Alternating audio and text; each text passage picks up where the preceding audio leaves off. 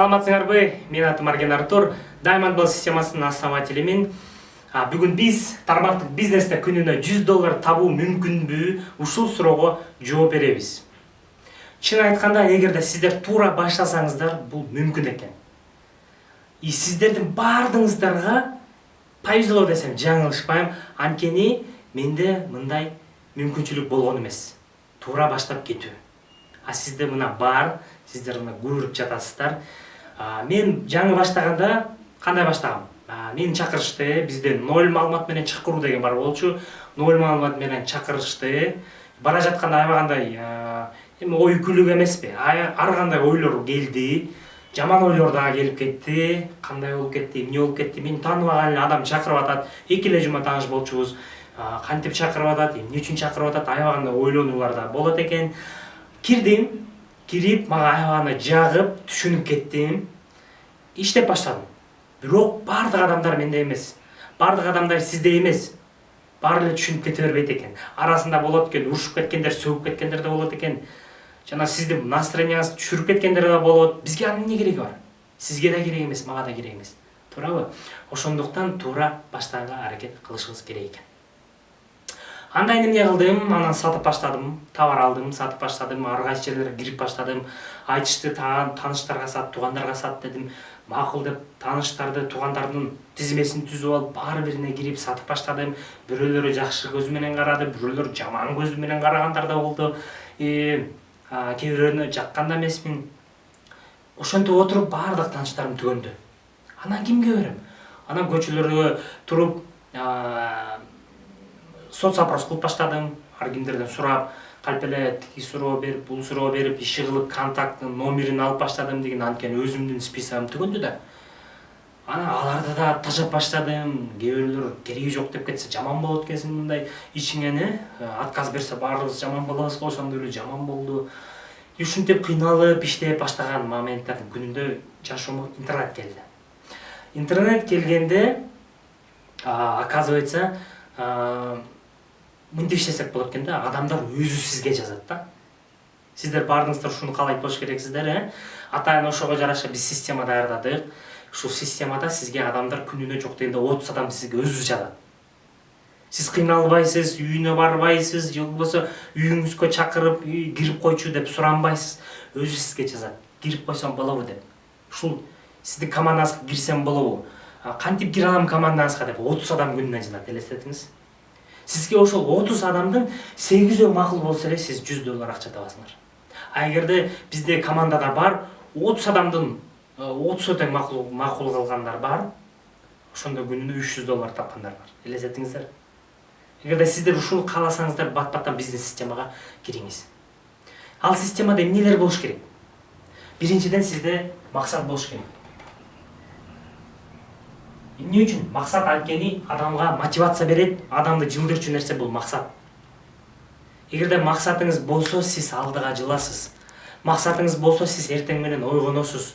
Эртең менен иштегиңиз келет. Максат жок болсо эч кандай мотивация жок. Ошондой максатыңыз жок дегенде 2-3 чоң болуш керек. Ошондуктан биз 5 жылдык план деп жазып алабыз. Мунун баардыгы кандай пландаш керек? Системада бар. 5 жылдык план кылгандан кийин 1 жылдык план кылабыз. 1 жылдык планды кичирейтип 1 айлык кылабыз. 1 айлыкты кичирейтип жумалык, анан күндүк кылабыз. Ошондо биз күндө иштегибиз келип, күндө максатыбыздын аткарылышына жок дегенде салым кошобуз, бир аз болсо да. Максат жазгандан кийин биз эмне кылышыбыз керек экен? Күчтүү жагыбызды аныкташыбыз керек экен. Бул эмне үчүн? Мүмкүн сиздер айтышыңар мүмкүн, мен күчтүү жагымды билем да, оңой эле таап, оңой эле иштеп кете берем депчи, бирок бул андай эмес экен. Күчтүү жагымды табуу аябагандай кыйын экен. Мен 26-га чыгып күчтүү жагымды таптым, кээ бир күчтүү жактарымды. Ошондуктан сизде дагы катылып жаткан күчтүү жактарыңыз болот экен.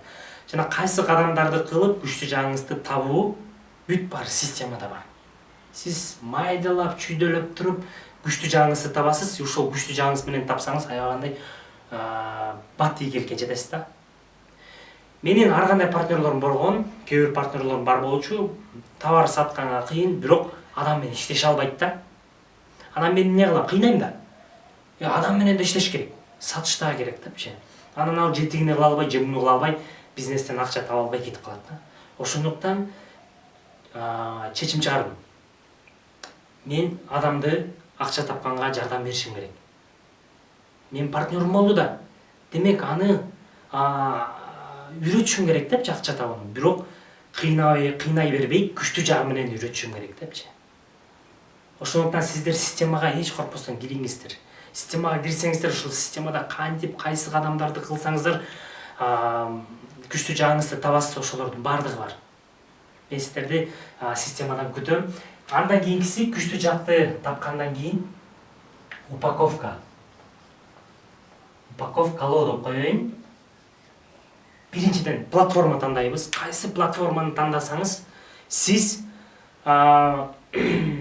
тармактык бизнесте батыраак ийгиликке жетесиз. Мисалы, эң жакшы мен жакшы көргөн платформа бул YouTube платформасы. Анткени YouTube платформасы сиз кандай гана болбосун, тармактык маркетинг болобу же эмне болот, сизге мешать этпейт. Тоскоол кылбайт. Мисалы, Instagramга туура эмес реклама киргизүүсеңиз, ал дароо эле эмне сизди токтотуп салат. YouTube'да болсо кандай гана реклама болбосун, кандай нерсе болбосун, сизди продвигать эте берет. Ошондуктан эң биринчи YouTube программасы аябагандай жакшы экен. YouTube платформадан кийин жеке брендти түзүү боюнча аябагандай жеңилдик түзүп бере турчу бул ошол эле Instagram. Эмне үчүн Instagram? Анткени үчүн Instagramда көбүнчө адамдар азыр кирет, миллиарддаган адамдар кирет. Ошол миллиардтын сизге жок дегенде 1000 адамы сиздин партнерыңыз болсо сизге аябагандай көп жетет. Ошондуктан Instagram, анан бизде бир база керек да. Бир база керек. Бул мисалы Telegram. Анткени Telegramда сиздер группа ачсаңыздар 250 000 адамга чейин группа, чоң группа түзсөңүздөр болот. Ошондуктан ошол базага баардыгын киргизе бересиздер Telegramга. Алар бир күнү ойлонуп, мен да кирип көрсөмчү ушул системага деп анан кирип башташат дегендейчи. Көрсөңүздөр, ошондуктан ушунун баардыгын упаковка кылып баштайбыз анан. Мисалы Instagramда алалы. Instagramга сиздер атыңызды туура кылышыңыз керек. Шрифт кандай туура кылыш керек, ошолордун баардыгы бар системадачы. Вот. Анан кандай шапка профилин кандай түзүш керек, ошолордун баардыгы бар, чтоб сизди кирип эле адам 2 секундтан ичинде мен сиздин командаңызга кирем дегендей болуш керек да. Вот ушунун баардыгы системада бар. Жөн эле системага киресиз и ошол секреттердин баардыгын ала аласыздар да. Мындайча айткандачы. Андан кийинкиси бул контент. Маркетинг деп коет, мен контент деп коеюн. Туура контенттер жазуу. Контент видео түрүндө, текст түрүндө, аудио түрүндө болот. Мен правила в 10 раз больше деген китепти окудум. Бул Грант Кардондун китеби. Аябагандай сонун китеп. Анын максаты ал өзү прям жазгандай вездесущий болуу дегендейчи. Ар кайсы жерлерде болуу деген түшүндүрөт. Ошондуктан сиздер контент жазганыңызда туура биринчиден баардык жерде өнүгүшүңүз керек. Видео жагынан дагы болушу керек, аудио жагынан дагы болушу керек, жана текст жагынан дагы билишиңиз керек.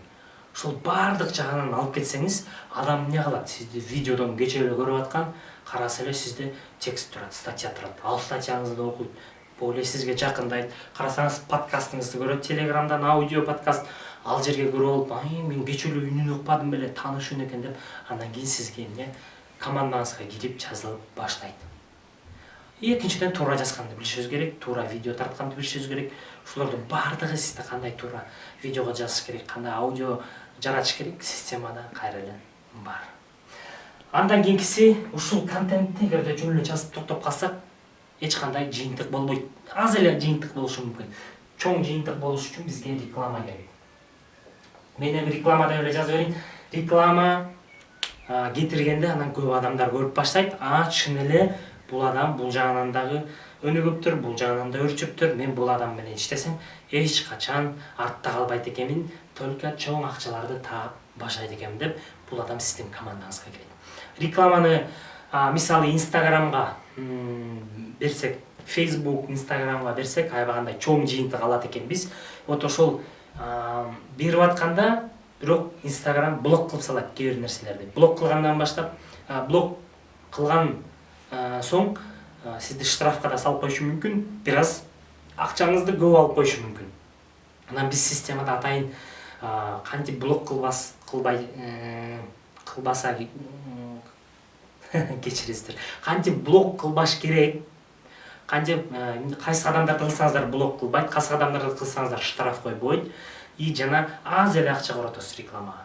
Ушуну бардыгын системада полностью сизге үйрөтөбүз. Эми реклама кылгандан кийин, то есть биз кайсы адамдарды кылышыбыз керек? Реклама кылган соң адамдар сизге өз WhatsApp-ыңызга жазып башташат. Мен кантип командаңызга кошулам, же болбосо Instagramда директке жазат, же болбосо YouTube'дан комментарийге жазат. Кайсы адамдарды кылышым керек, кантип командаңызга киришим керек деп, ошондо сиздер эмне консультацияны билишиңиз керек. Кандай туура консультация бериш керек. Эгерде сиз консультацияны билсеңиз, анда болду. Адамдарды оңой эле киргизип баштайсыз. Биринчи күндөн баштап иштеп баштайсыз. Мисалы, бул проект 2020-жылы 1-июндан баштап иштеп баштап жатат. Ошо 1-июндан баштап сиздер ушул акчаларды таап баштасаңыз болот. Көрдүңүздөрбү? Ошондуктан, эгерде консультацияны билсеңиз, эгерде билбесеңиз, кийин мүмкүн 2-3 күндөн үйрөнгүчө дегендейчи, эгерде консультацияны туура билсеңиз, 30 адам жазат, 30 адам тең сиздин командаңызга кирет. Же болбосо 30 адам тең сиздин системаңызды сатып алат. Вот ушундай сонун акчалар бар. Андан кийинкиси, эң акыркысы бул сатуу. Сиз эмнекен консультацияда туура консультация берип, көбүнчөсү бар, аягында сделканы бүтүрө албай калышат, ошондуктан 30 тең макул болбойт. Ошол сатуу жөндөмү болушубуз керек. Мен айтпайм баардыгынын сатуу жөндөмү болуш керек деп, бүт сатуу жөндөмү кандай болуш керек? Системада бар. Кандай консультация бериш керек, кандай сатыш керек, кантип сатканда канча акча аласыздар, ошонун бардыгы бар. Сиздер эч коркпоңуздар, кантип сатыш керек дагы биздин системада бар. Эми бардыгыңыздарда суроо болуп атса керек, Арген, эмне эле чоюп атасың? Батырактан айтчы, система кантип алабыз, кантип киребиз депчи. Ушуну мен сразу эле дароо эле ушул видеодон айта кетейин. Система негизи, келиңиздер эми эсептейбиз. Бул максатты табуу үчүн, пландоо үчүн, эгерде күчтүү коучтарга барсаңыздар, ушу максатыңызды жазыш үчүн эле, план жазыш үчүн эле сиз бер жагы эле $1000 төлөйсүздөр. Коуч тренерлер өзүнчө отургузуп алып келе $1000 дейт да. Ошондой эле жыйынтык болот сизде.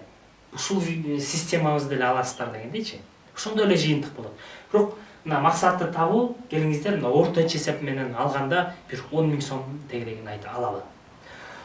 Күчтүү жагыңызды табыш үчүн, күчтүү жагыңызды аныкташ үчүн кээ бир тренерлер бар экен, $10.000 чейин алат экен. Бирок кайрадан эле орто эсеп менен алганда бир 15.000 сом болот. Бул жака 10.000 деп коеюн, бул жака 15.000 сом деп коеюн. Упаковкалар жагын эгерде үйрөнөм десеңиздер, жакшыраак бир специалистке барсаңыздар, бир $100 тегерегин айтат. Келиңиздер ушул жерде бир 5.000 деп коеюн. Упаковкалаганды үйрөнүш үчүн 5.000 сом кетет экен. Контентти жазуу үчүн, үйрөнүш үчүн 5.000 кетет кайрадан эле. Анткени бул аябаганда чоң искусство. Ушул искусствону сиздер биздин системабызда арзан аласыздар. Сиздер ойлоңуздар бул мен деп, мен жөн эле эсептеп берип коеюн деп атам. Системаны сизге аягында айтып берем канча болот. И рекламаны таргетти үйрөнүш үчүн 10.000 сом керектелинет. 10.000 сом менен сиздер туура рекламалоо жөнүндө үйрөнөсүздөр, таргетинг, андай дегендей. Консультация жагын үйрөнүш үчүн эми ар кимдики ар кандай, анткени консультациялар ар кандай болот. 5.000 сомдон жогору, ошондуктан бул жака 5.000 сом деп коеюн. И жана сатуу жөндөмү.